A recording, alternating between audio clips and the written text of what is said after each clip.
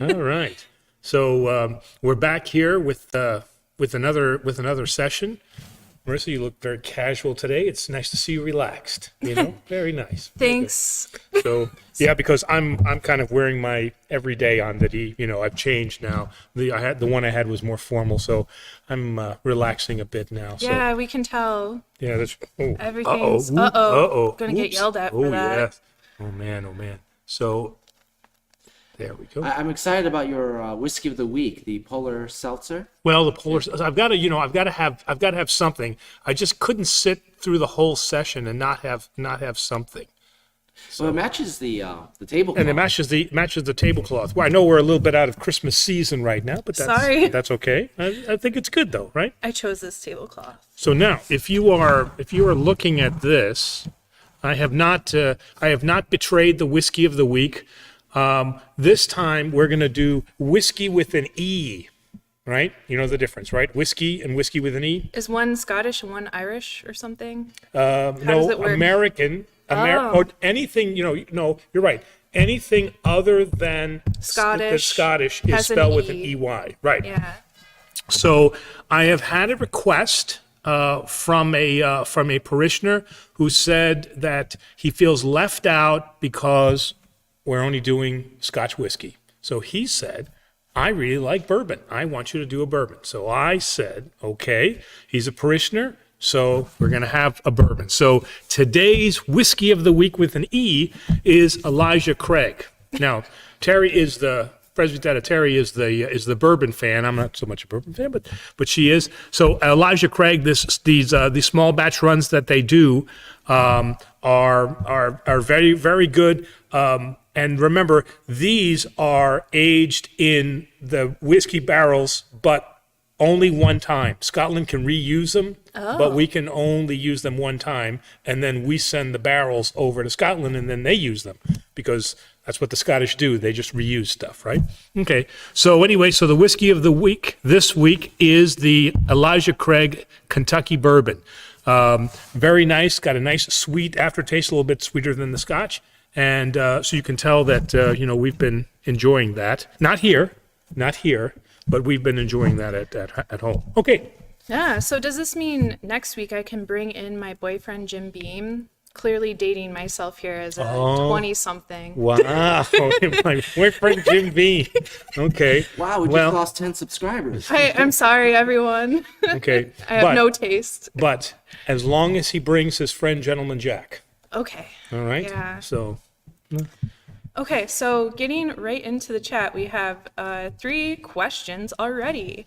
Thankfully, Nick is always typically first, and so he is here. Nick Carvelas. Okay. He says, "Good evening from Wisconsin. I understand I know, it's snowing here too. It's pretty bad. He says, I understand the importance of praying for the dead, but can we pray for those who are in hell?" Well, according to Orthodox theology, you don't know where they are, right? Only God makes judgment. So, it's so hard. anybody that says, well, he's in hell now, they don't know, right? There's no way to know. So the answer is pretty easy. You can pray for anybody because final judgment has not yet occurred, right? So nobody really technically is in hell as much as they're not in heaven. We believe that the saints, the saints rest with the righteous. But as far as, let's say, us kind of normal mortals,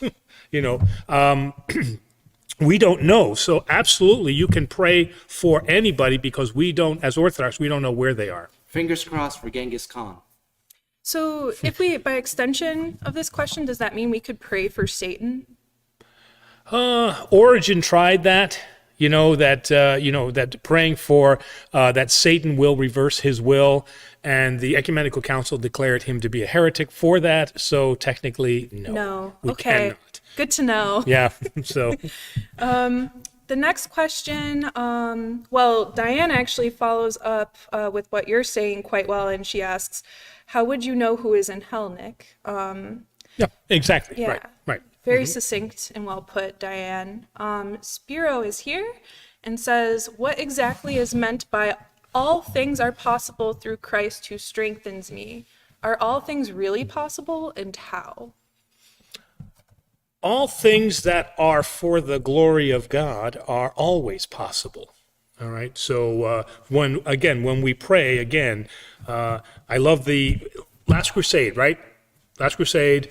They have that big fight with the boats, and it's the guardians of the cruciform sword, cruciform sword, right? And so they have this big fight, and then they bring in. They want to find out where the book is, right? And so one of the soldiers says, "Drop me off here," and then he gets up on the deck, and Indiana Jones is just about to pull away, and he says, "You seek the cup of Christ." I'm doing an accent here, but you seek the cup of Christ, but do you seek it for your glory or for His glory? I love that, because that's very theological, right? And so what we do for His glory. So all things are possible when done for His glory. But the question is, do you believe? Are you willing to surrender your will, and that the answer that you receive, are you willing to accept it? People pray like they're praying to a butler, right? "Sir, what is your request?" "Well, I would like to have a brand new car, and the home is not too large. So please, God, grant me a larger home." "Yes, sir, right away, sir. I'll be right back." So God becomes this valet, So this is not who God is. And I'm a perfect example of that, because when I have prayed, I have not received what I've asked for, but then I look back on it and I go, "Oh yeah, this is much better. Yes, I like it." So you have to be willing to surrender. All right. Dietrich Bonhoeffer, very well known for saying, "You must believe and then you obey. But you must obey and then you will believe." Do you get that? Isn't that cool? It's okay. No, it's very cool, because you have to be obedient to His will and then you believe. Yeah. It's kind of cool. Well, I have two questions coming out of this. So who is Dietrich? Dietrich Exactly? Bonhoeffer. Yeah, who is he exactly? So Dietrich Bonhoeffer was a Lutheran pastor, but very famous Protestant theologian during the time of the Nazi regime. So he grew up in the tens and the 20s.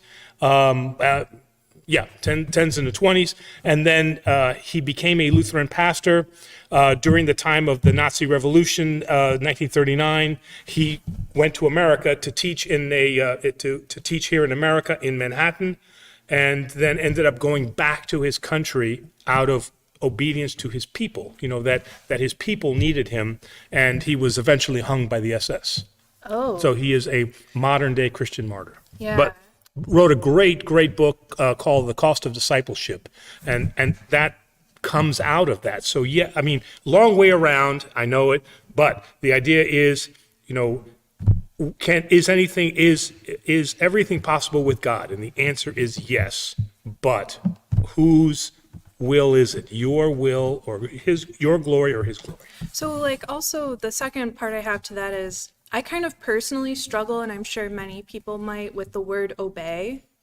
It has kind of a big brother kind of vibe to it. Oh yeah. So how do you rationalize that, I guess, or sit with the discomfort of that? Do you have any advice for people, mainly for me, who has issues with that word? Oh, and trust me, and I have, I'm a type A personality. I have a lot of issues with that. I mean, it is very, very tough. It's not an easy thing at all. And that's why he writes about that in terms of the cost of discipleship, because you have to be willing to do that. Now, the church has the responsibility through their bishops and their priests, such that what they ask you to obey is for your salvation.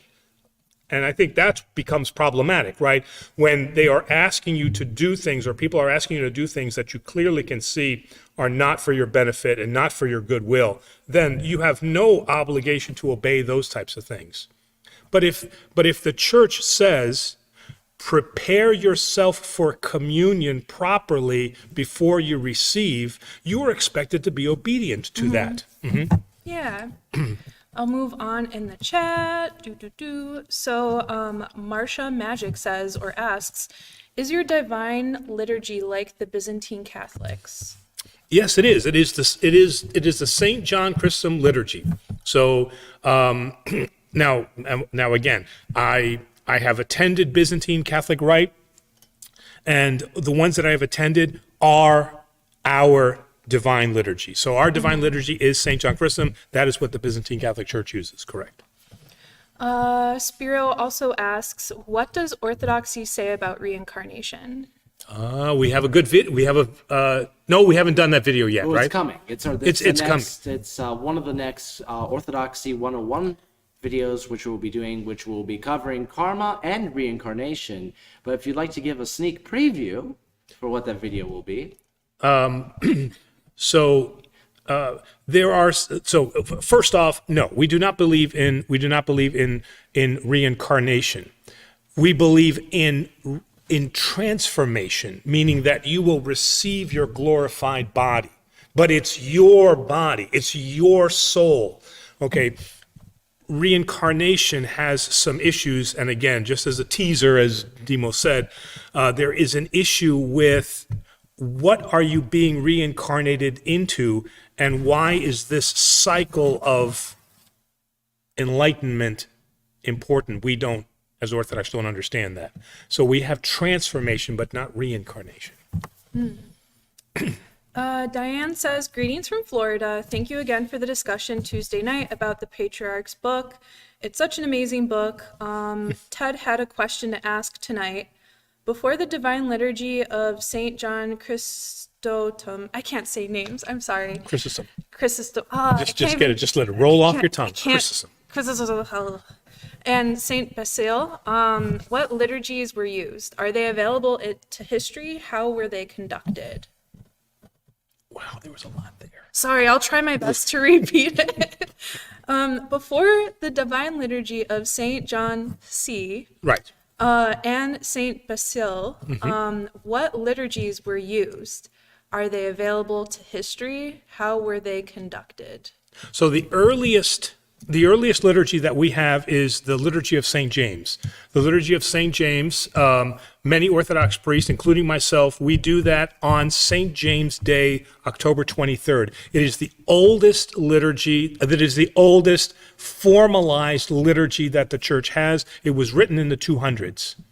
Now, there have in the Didache, which is the teaching, okay, there were some guidelines on how to have an agape meal, but there wasn't rubrics as, say this and do this and say that. The first one of those is the St. James liturgy, and we perform or celebrate that liturgy every October 23rd.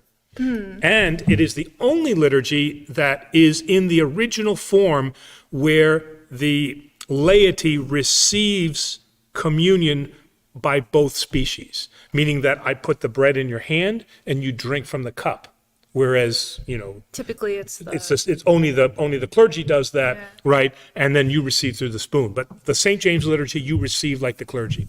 It's a really beautiful liturgy. So by agape dinner, are you referring to like agape Sunday, like after Easter and stuff? No, just the standard agape meal as Christ would have had Last Supper, kind of that agape meal. I see what you're saying. And by the way, Ted is Diane's husband is also a pilot. I have to mention that because being a pilot, so we started now trading all kinds of pilot stories now. I had a Piper Archer. He has a Mooney, which is a very fast aircraft. So, and then he sent me pictures of it. Of course, he sent me pictures of it. Now I've seen it. It's a beautiful. Maybe beautiful you guys airplane. should start a live stream, airplanes, questions, answers. Airplanes, questions, and answers. Or one of our Orthodoxy.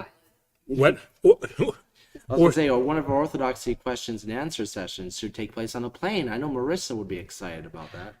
I would. Yeah, we could do. I would. Yeah. I miss. Yeah. That would be very cool. We have to get a long cable for the intro. Orthodoxy in the sky. Or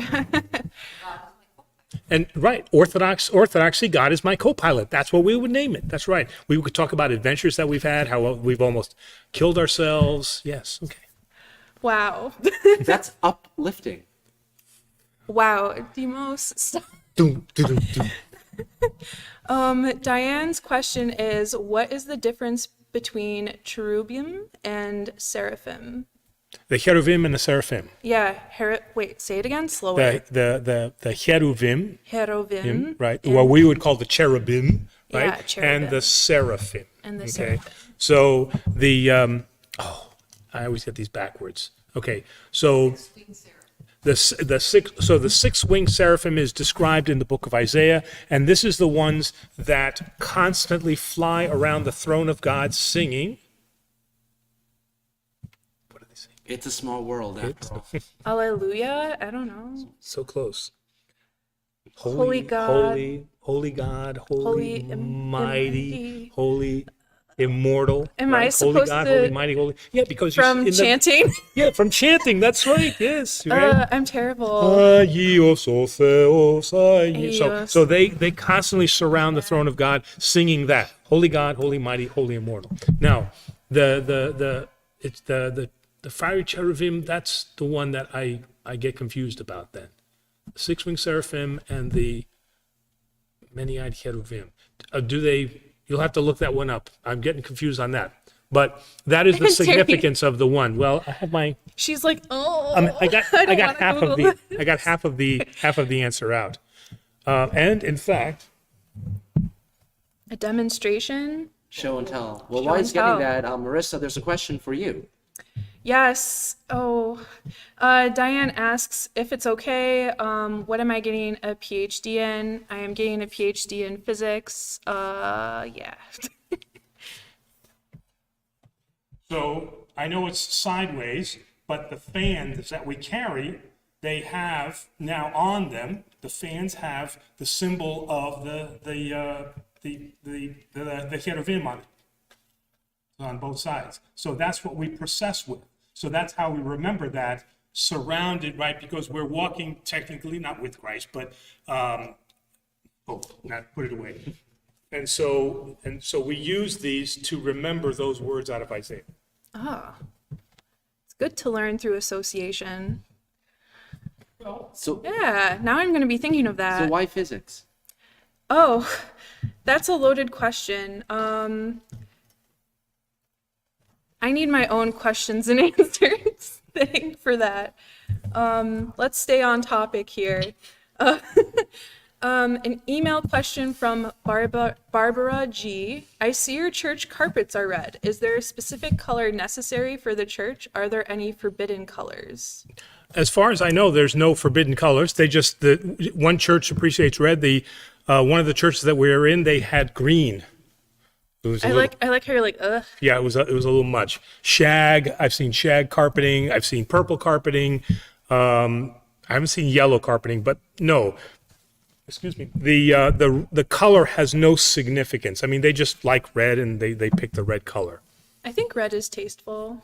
Mm-hmm. Are there any forbidden colors though? No, as far as I know, there are no forbidden colors. And she has a second question. Why are the church candles red and sometimes purple? I've seen blue too. Which colors are used and what do they represent? So now, a lot of times, for example, when I first came to Rochester, they only had red candles, and I was like, one color is boring. So I like to get the candles to match the season. So blue for feasts of the Theotokos. I like to do red and green for Christmas. I do green for Pentecost, and I do purple for Lent. Nice. Right. Wow. So I change Cool. out the colors of the candles, and you go to your candle supplier, and they're like, oh yeah, no problem. And so we have all different colors that we use to match the color of the season, of the church season. Yeah, when I was in Chicago, there was this really neat store. It was like a Greek Orthodox candle store on a corner in Greektown, and they have lots of different colors. Maybe you should buy from them. You can get even more colors, perhaps shades and varieties. Well, remember the you said a Greek vendor, right? Yeah. So there was the old joke in seminary. Okay, if you want to know the let me get this right. If you want to know the theology of the censor, you talk to the Antiochians. If you want to know how to properly cense, you talk to the Russian Orthodox. If you want the best price on a censor, you talk to the Greek Orthodox. It's kind of a standing joke for us. Meanwhile, no one laughs. I thought it was... I force it out. I'm just Okay, kidding, all I'm right. just kidding. Well, see... But you have some new information? yes, that's what I'm... I'll let you read. So the many-eyed cherubim with the meaning of then great understanding and radiance of knowledge, because again that they're surrounding God, and the seraphims are the closest to God, as we said, each of them having 6 wings and talked about in Isaiah, and then after the seraphim the many-eyed cherubim, and they are representative of that spiritual enlightenment that we receive then from God. Moving on in the chat, Marcia Magic asks, if a Protestant visits an Orthodox church, will you give them a blessing? Of course I will. Absolutely. They can't receive communion, but absolutely they'll receive they can receive a blessing. And remember, for those that are not Orthodox, what do they receive at the end of the service?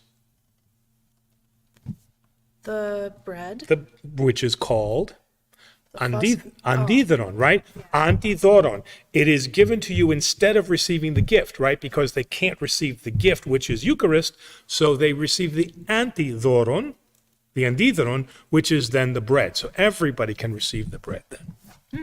Nice. So everybody gets a parting gift. Yeah. We're good hosts. We are. Matthew asks, what does the church say about second marriages? Try to stay married. You can be married in the Greek Orthodox Church. You can be married in the Orthodox Church up to 3 times. Okay? The wedding service for the second and the third marriages are much more penitential in nature. They have a much more somber character. So, there's not the joyfulness because it's a little bit more repentant. But the Orthodox Church understands that mistakes happen, people change, things can go wrong. We understand that, but we do have the requirement that if you're going to be remarried in the church, then you have to process through the spiritual court. And again, we're going to make a video about that because I think there's been some confusion about what is the spiritual court, what's the purpose of it. I know some people think, pay money so I can get my divorce, and that's not at all what it is. But the second marriage, like I said, has a much more penitent nature to it, and it does require the decree of permission to remarry from the spiritual court. But other than that, it's certainly allowed. So spiritual court, where is this a physical thing? Where is it? Yeah, it's for here in New York, it's the priests of New York. So I serve on the court. I serve on the court here, and then when people of the New York area want to receive or want to remarry in the church and they haven't been granted, then the priest here, like Father Cristo in Buffalo, and then Father David, Father James Barons, and those more senior priests will serve then on that court and hear those cases. Again, not to judge. The purpose is not to judge, but the purpose is to understand what happened in the marriage, so that going forward, they'll have learned from that experience. Moving on. Great question, though. That's a very good question. That is not well understood. Yeah. Thank you, everyone, for your well wishes to me and my studies and stuff. That's really sweet of you. Sorry if I don't want to really talk about it. I've had I'm struggling with some stuff. That's why I look so casual. But I should be finishing soon. In the year. 2021 is going to be my year. So Yeah, they're all. You have a lot of fans that even off the show have talked to me about. Ooh, when's she getting her degree? When is that going to happen? I heard she's got a PhD. When's she going? So they're very excited. You have a lot of prayers going for you. people are really sweet to me. Thank you, everyone. I love you all. Trench is here with a question. Does one need to hear the liturgy to get communion? If not, then why bother with liturgy? If bad, then aren't you letting them get used to doing what is improper? Yeah, that's totally a thing I've seen. Okay, so let's start with the law, right? Yeah. Let's start with the law. Okay, the law is that if you are not here to hear the gospel, you cannot receive communion. That's akrivia. That's the stiff interpretation of the law. I absolutely understand what Trench is saying is, you're teaching them a bad lesson. For the most part, I know the people that are coming up to receive communion. Remember, typically speaking, Greeks receive communion 3 times a year. That's it. Okay. So they're not coming up on a regular basis. That's just not a thing that they do. They're not like the Russians or the Romanians where they come on a regular basis. They just don't. So number one, that's not such a big deal, because when they do come up, they're here for the liturgy. They've already fasted. They're very attentive to that. So I've seen that. So that hasn't been too much of a problem. Now, I've had it in some parishes where the mom is rushing up and right at communion with her child because the child's been difficult to get dressed and all that. And again, I'm not going to hold the mom accountable for that. She brings the child up. I offer communion to the child, and then the mom asks me, and she's got a fairly penitent look on her face, and she's asking me if she can receive communion. Let's separate being Jesus from being the priest, right? I just want to be careful about that. Demos many times is reminding me that you are not Jesus, right? A daily basis. Daily basis. Yes. Daily basis. If anything, Demo has the hair for it. Yes, that's right.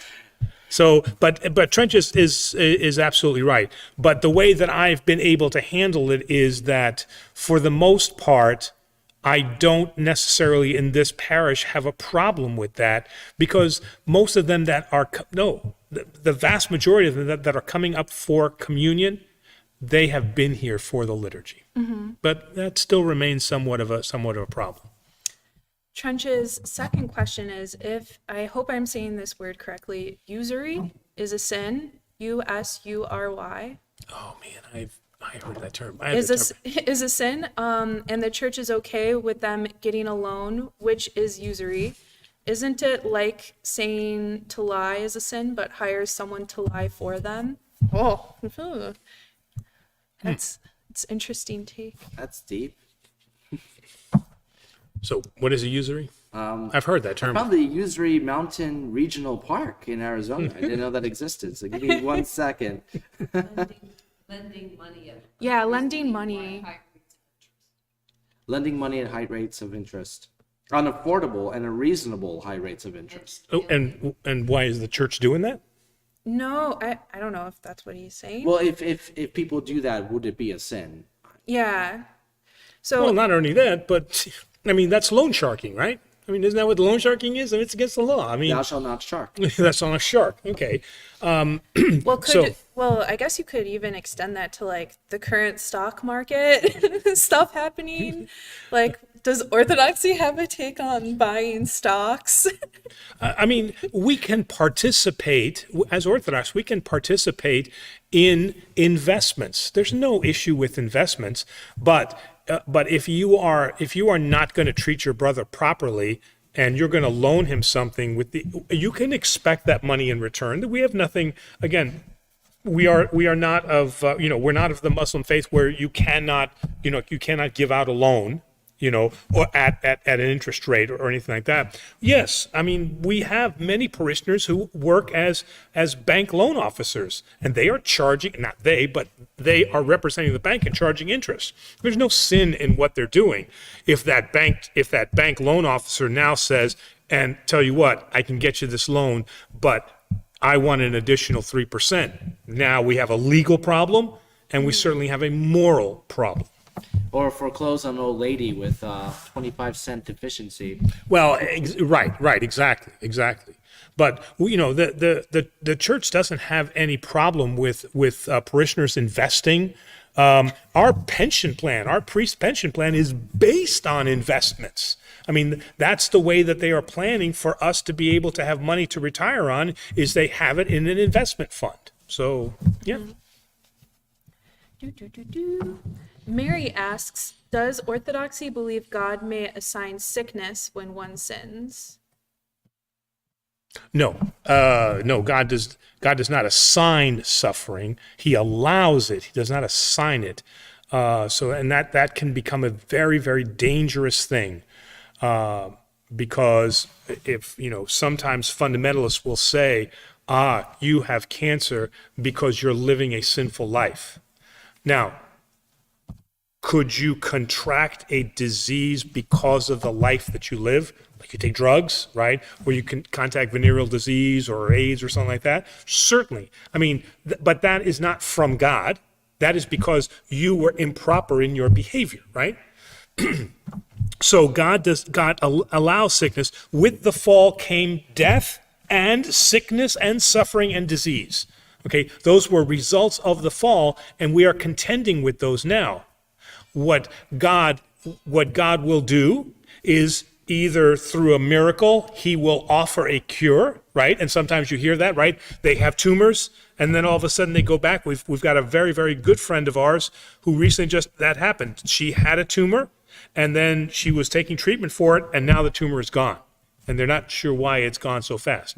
Could be a miracle, but then also, maybe you're not going to be saved and you are going to die, but God will alleviate your suffering during that time. So there are no promises that prayer will keep you alive. But there are promises that belief in God will help you through your suffering. And sometimes a cure will be effected for people's faith. An email question from H. Smith. Where is the Holy Grail? Does it exist, or is it symbolic, a la Da Vinci Code? Oh, all good questions. It does say in Greek in the liturgy, and he took the cup, right? I mean, it says that. He says he took the cup. Okay. Now, we have attached this very Adolf Hitleristic kind of symbolism to this cup, right? Because if you have the cup or if you have the spear, then you have the power of God. So it's like, I get the spear and I've got the power to bring armies. And there's God going, man, I wish you wouldn't have found that sword. There's nothing I can do now. I mean, the power is, right? Can you picture God, right? Because I shouldn't have left it lying there. Now it's stolen. No. Remember, the power is not in the implements, right? Okay, and our Archbishop has already told us that. It is not in the implements, it is in what are the elements. Holy Communion, the water, that plastic holy water bottle doesn't have any power in it, but what has power are those elemental things that God has used for us, right? Fire and air and water and soil, those are elemental things that have power within them. But, as far as the cup, did he have a cup? Of course he had a cup. Does it have any meaning? Other than what he said with the cup, but this whole Dan Brown thing about what the cup was and chasing the cup around because it's going to give me God's power, that's all a bunch of hooey, ridiculous hooey. Well, you missed the bigger points. It's near Alexandretta in the Canyon of the Crescent Moon. Right. Yes. And the way I should say it is, Alexandretta, I should have known it on the pathway to the... But Dan Brown at the Da Vinci Code, the symbology with that was more so the womb, right? Yeah, right. The Mary Magdalene bloodline, stuff like that. Yes, and again, leading all the way to the temptation of Christ, and did he? Is it possible that Jesus had feelings for Mary Magdalene? I don't see why not. St. Paul says he was mortal in every way like us except for sin. Now, did he marry her?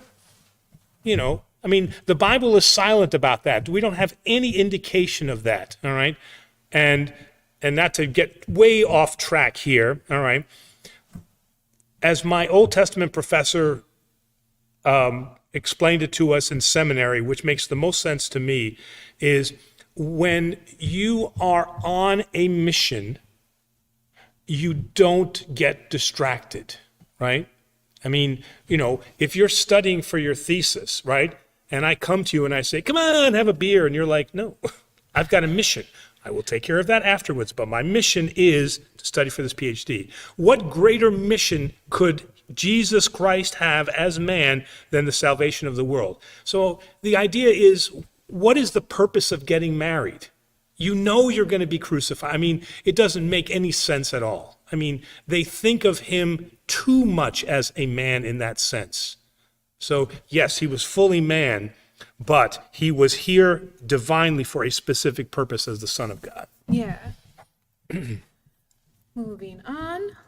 Ernesto asked, asking, as a Roman Catholic, do Orthodox priests use different colored vestments as Catholic priests use through the liturgical year? So like Lent, Ordinary Time, Advent, etc. Oh yeah. In fact, personally, I think we have a lot more colors than the Catholic Church does. You guys used to have a lot of good colors, but now there's not so many. At least when I've gone over, to some of my Catholic friends, and we kind of look at each other's vestry in there, But we have a whole range of colors. The only color that I have not seen in a vestment is yellow. I have not seen a yellow vestment. But gold. Gold? Right? Yeah, we have gold, we have purple, we have green, we have red, we have blue. We obviously have purple. What colors am I missing? Well, I mean, yellow is pretty much Gold. Gold. Yeah. So Yeah, but not like a marigold yellow kind of thing, or mustard yellow. We don't have any of that. But yeah, gold is, you're right, gold. Yeah. Yeah. And white, of course. Yeah. Right? What about like fully black vestments? Like, Yes, could we do. you- I have a black vestment. Is Yep. it all like shiny and ornamental looking as well? Like, Well, I mean, show and Yes. tell time. yeah, I want to see his So, goth getup. Larissa, what's your favorite movie? That's a very hard question to answer. I'm not sure. I like a lot of them. Name I a don't couple. know. While we wait, Why are you making me do this? because you're on camera and I can have fun. So Oh my lord. Sorry I said this. I really liked Verhoeven's Starship Troopers. I think that one, I saw that recently and that was really funny. I really, really liked that. it's being dry cleaned. Oh, it's being dry cleaned. Okay, Oh, I will have it sad. next week. I'll have Yeah. it next week so you can see it. Yeah, please do. I'm excited for that. When do you typically wear the black ones though? Oh, so I will wear the black one after the betrayal during Holy Week. So after the betrayal, right, then you're in the darkest time up Yeah. until the crucifixion. So I have three sets. I have a white and purple set that I do at the beginning, and then I have a totally purple set that's kind of like midweek all the way up to Wednesday, and then after Wednesday I get black. So the vestments get darker until we get to resurrection. Yeah. So I kind of like to ease into it. Yeah, I feel like I made a mistake last Holy. Huh? Oh, sorry, Terry. Moving on in the chat though. Let me see. I'm getting lost in here. Sorry, everyone. Well, this is a whole different set of questions. This is kind of exciting. Diane mentioned something. This wasn't a question. She mentioned that when she's in Greece, if they both speak English in the cab, it's one price. If Ted speaks Greek and I speak English, it gets cheaper. And if I yell at the cab driver in Greek and stop talking to him, it gets even cheaper. I've had that experience. Alina says, I've heard people not fasting before taking communion. Your input. So if you don't fast before taking communion. Okay. So good point. Generally speaking, you should fast before communion. So in my last parish, we had an instance where one of the ladies came up to me and she was elderly. All right. And she said, Father, she says, I wake up at 5 o'clock in the morning and communion isn't offered until like 10:30, almost 11 o'clock. And she says, as my doctor has said, I shouldn't be, I shouldn't be that long. So I asked the bishop. The bishop said, tell her to eat. Okay, just tell her to eat. The idea is not for us to starve, okay? So I told her, I says, go ahead and eat. I said, don't have a steak and eggs breakfast. She said, no, I just want a piece of toast. I said, that's fine. Have a piece of toast, okay? But don't have it in line during communion. And she's like, okay. She kind of was laughing. So if there are situations like that, sometimes, if you're diabetic, right, and all of a sudden your blood sugar drops, have a candy bar, right? And you can still come up and receive communion.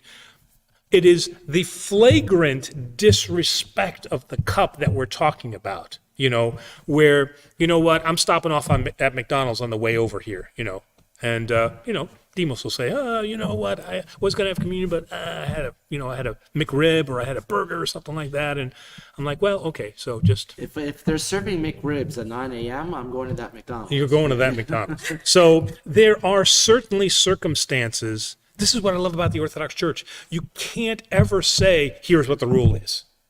Because it depends, right? Yeah. Remember from the first show?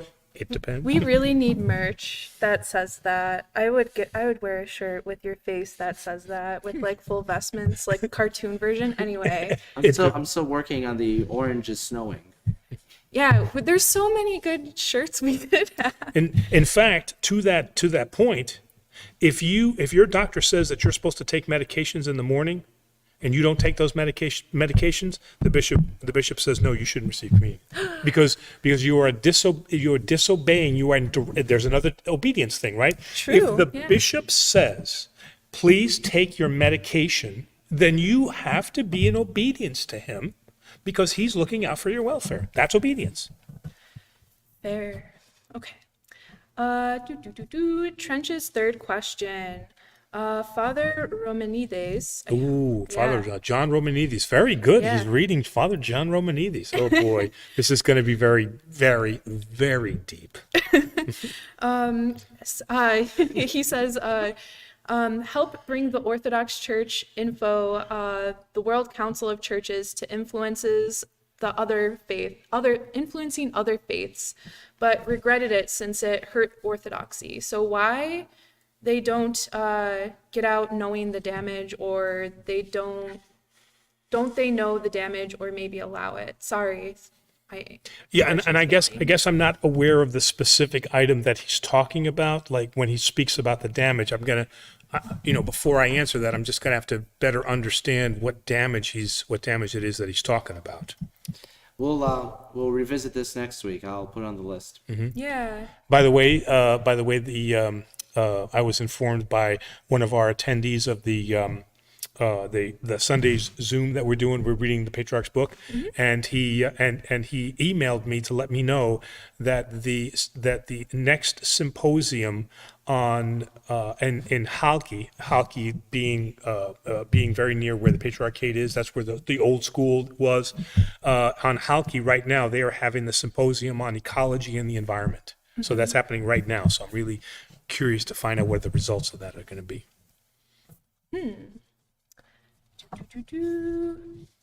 So English Orthodoxy says His Eminence Metropolitan Silouan. Okay. Silouan? Yeah, no, you had it right. Oh, darn. For once I say something correct. His Eminence has ordered my parish to not serve divine liturgy for 2 weeks. Oh, could you pray for me, Seraphim? Oh, wow. Sorry. Wow. Silouan? The Silouan? Metropolitan Silouan. and Father Chrysostom. I'm terrible today. I'm sorry, everybody. Thank you. Oh yeah, that certainly I will pray for that. I just I mean, we know how difficult it was, us being here and not being able to serve liturgy, because you have to have somebody serve liturgy. So that's a very painful thing. You are in my prayers for that, absolutely. Yeah. The next question is from Tommy Rudad. Hello, Father and Marissa. Hello, Tommy. What is the Orthodox stance on gambling? Certain forms of financial investment seem like gambling to me. Where is the line drawn, if at all? Well, okay. So again, as I mentioned, safe investing, right? Normal investing is totally in line with Orthodox theology. There's nothing in Orthodox theology that does not allow us. In fact, even Jesus, right? Even Jesus Christ told the parable of the talents, right? Okay, so there were three, right? So Jesus gives the parable and says the master gave, right, a talent each one, right? And then the one came back and he says, I have taken your talent and I have multiplied it, meaning that he invested it, he got it back. And he says, good and faithful servant. And the next one, he says, yes, I did the same, and I bought livestock and I traded those livestock, so I've given you back more than you gave me. And he said, good and faithful servant. The third one, he says, what did you do? And he says, well, I knew you to be a hard and wicked master, so I buried the talent so that I wouldn't lose it, and here it is. And he says, and you are the wicked one, leave my sight. So even Jesus says, hey, I give you something, multiply it, right? So he Well, what about gambling in general? now, so that's why, those people that try to get rich quick, those schemes, okay, the Orthodox Church, frowns on those because they prey on our weaknesses of greed, on the vice of greed. So that's why we have an issue with that. Now, the same thing extends then to gambling. However, gambling, pornography, drug abuse, gluttony, alcoholism, they all have the same sinful problem. What is it?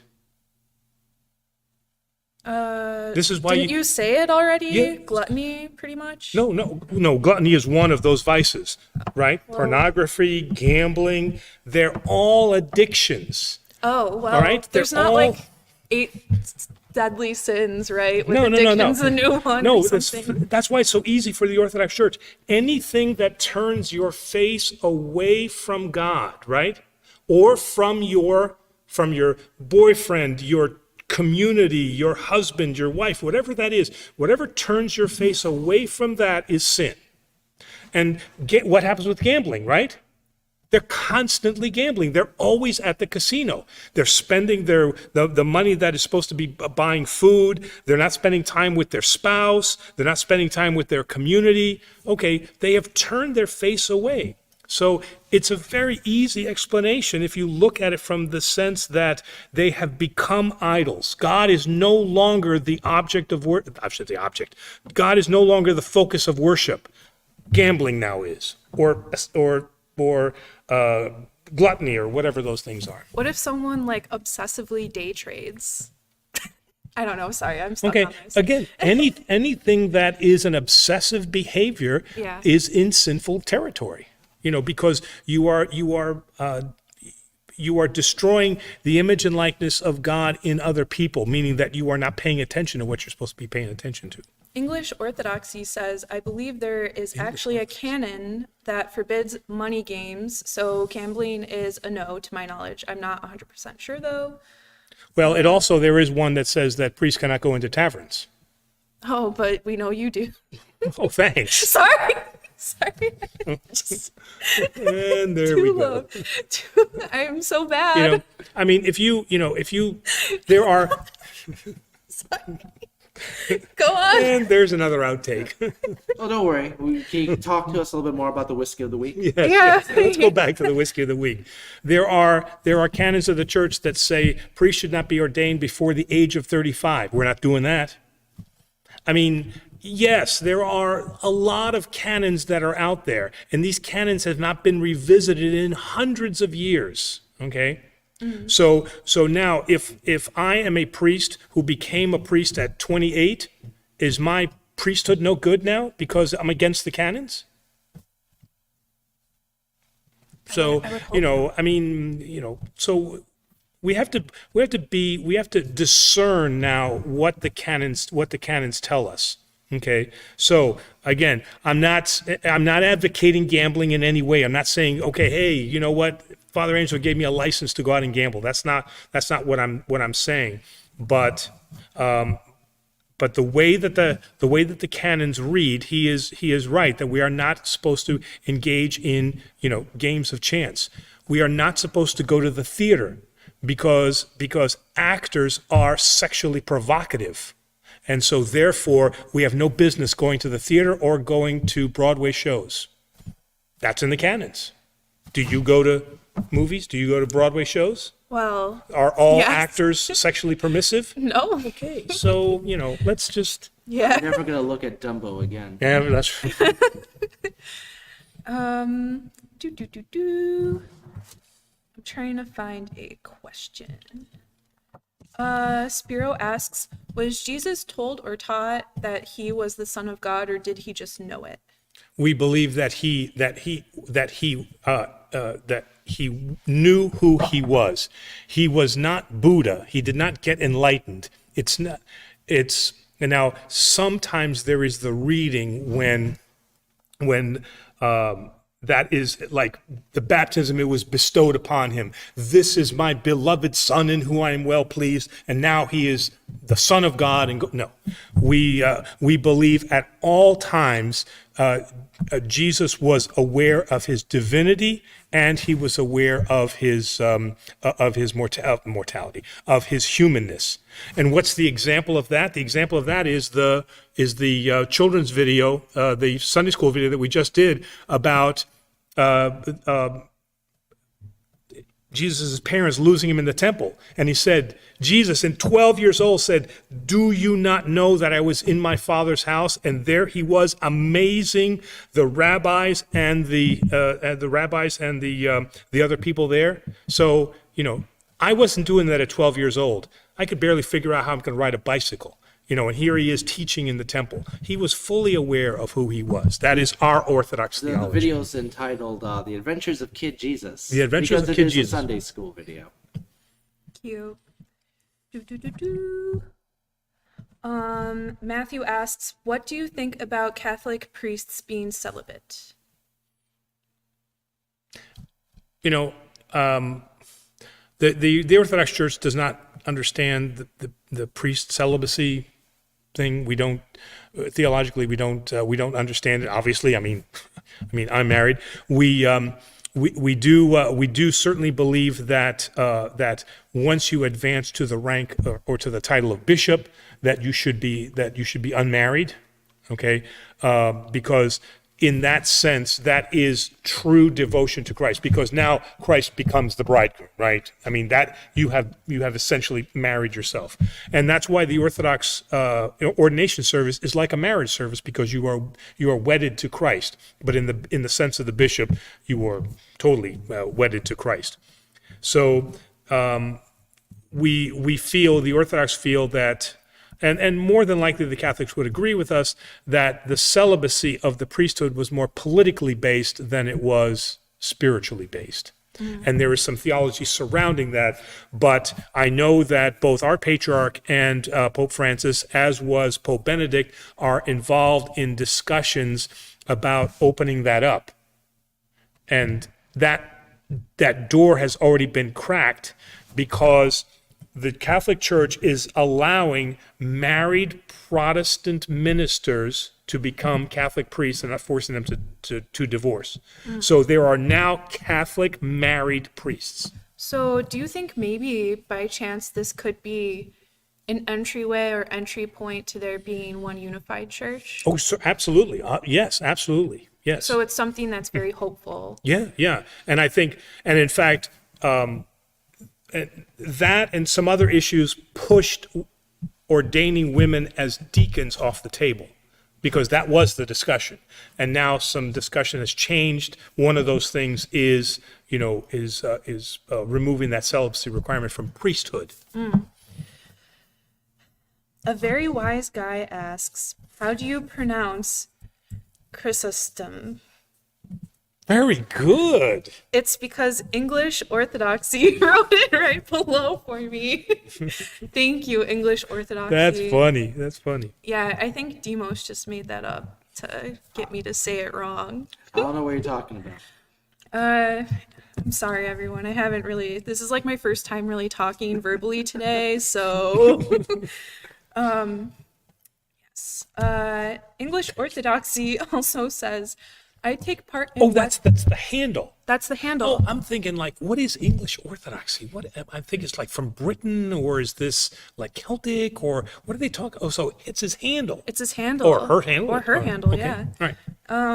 I take part in Western rite prayers with my friends and on my own. Part of this is the rosary. To my knowledge, it is Orthodox as long as we don't do the imaginative aspects. Is this correct? The imaginative aspects, since I am not really overly familiar with the rosary. I mean, I know what the rosary is, but the imaginary aspects, I'm not clear on what that is. If he can, if they could clear that up for me, what that is, I think I could better answer that question. Yeah, let us know, English Orthodoxy, what you mean by imaginative aspects. Ernesto says, how are Orthodox saints canonized? I understand that each jurisdiction has its own saints, canonized by the Russian Orthodox Church or OCA. Are they all recognized in the Orthodox Church community? So, generally speaking, we do not have the formalized process of canonization for saints that the Catholic Church does. They have a required number of miracles. They have to show a certain life. So there are qualifications that they have to meet, so to speak. The Orthodox isn't that organized, and not in a bad way. It's not like we're stupid, but we much more appreciate the ground roots effort, meaning that somebody is brought to our attention. We don't go out searching for saints, but the people, and to some extent the Catholic Church does this too, but the people have raised this person up and said, here is somebody that that we have gone that has performed miracles. So we investigate those miracles. He has lived a saintly life. We investigate that. Okay, and so there is not a formalized requirement of the steps that they have to meet, but if we can show that he has, for example, led a pious life, he has the example of miracles, okay, then we can elevate that person to the level of sainthood. What was I going to say on? It just left me. Yes, and the Orthodox churches will recognize then that saint. Like, for example, like Elder Paisios, when he died, he was credited with many miracles. He was credited with prophecy. He was credited with being pastoral his whole life, and living that life in Christ. And so he was elevated and he was canonized upon his death. And he is accepted by all of the Orthodox, the Orthodox faith. So generally speaking, yes. Now, there are some Catholic saints that the Orthodox Church might not recognize, and vice versa. Can you think of some off the top of your head? It's okay if not, never mind. Do we recognize Joan of Arc? That's a good question. Yeah, we don't have. That's right. Joan of Arc is not. That's a good point. That's a good point. She is not recognized. What? Saint Bernadette. Well, I like Bernadette Peters. Well, go ahead. Sorry. And then remember the one priest that died in Detroit, and they made an icon of him because he was working in the soup kitchens, and so the Catholic Church made him a saint, but the Orthodox Church did not recognize him as a modern day saint. I'm trying to remember his name. Well, if we can close with this last question, since we're talking about saints, is there a particular saint that speaks to you? Particular saint that speaks to me. Well, okay, so I guess the two that speak to me are Saint George and Saint Demetrius, because they're the warrior saints. I knew you were gonna say that. Because they're just, I mean, you know. I feel like every man would. There is a great article. Saint Patrick, patron saint of Oh, Saint Patrick. Yeah. No, we Yes, we do, and he's patron saint of engineers. So you should according to Oh. Christopher. Father Chris. Father Christopher. Nobody heard that. So my friend in Detroit, Father Christopher, said that one of my patron saints also is Saint Patrick, the patron saint of engineers. So yes, so Saint George, Saint Demetrius, clearly for being warrior saints, and then also for Saint Patrick. Now, who is the other centurion warrior saint that when he drove back the bow, his cross fell out, and the other Roman soldiers saw it? It was Saint George. Who was that? That was a beautiful story. I mean, they obviously they martyred him. So, English Orthodoxy got back to us in the chat. Can we resume their question about the rosary? Sorry to interrupt your excitement about warrior saints. Oh my God. But when it comes to the imaginative aspects, they elaborate it by saying, in the Catholic rosary, you are supposed to imagine yourself in certain events during the mysteries. For example, the agony in the garden. I've heard that imagining is like inviting a demonic attack. Yeah, I would agree with that. We do not ask our parishioners to put themselves in that place, okay? Because then that can become overly dramatic. All right. What we do ask them is that when they read the prayers, that they understand the magnitude of what it is that they are reading and the event that is happening. We certainly ask them to do that, but it doesn't have, now I understand, it doesn't have an imaginative character to it. All that you are doing is you are relating to the agony that they are going to, and in that sense you are emulating then their, not their martyrdom, but you're emulating then their faith and their obedience to Christ. Well, I suppose with that, that will be our, I don't know how to end this show, but this will be the ending of our Q&A session tonight. Any final words or thoughts? That's all, folks. Wow. That was pretty bad. Yeah, We'll be back next week at 7. yeah, thank you all for your lovely questions and words and thanks and Yeah, today was today we went in a different direction. There was certainly another avenue of these, and now it seems to be moving. Like each week, there seems to be kind of a direction of questions, right? So that's kind of cool. Today's questions were very It's cool. nice to see that developed. Yeah, right. That we're evolving in our questions. I like it. And thank you for going easy on us this time, because we're actually ending on time, relatively speaking. So that's great. Thank you all so much. All right, we'll see you next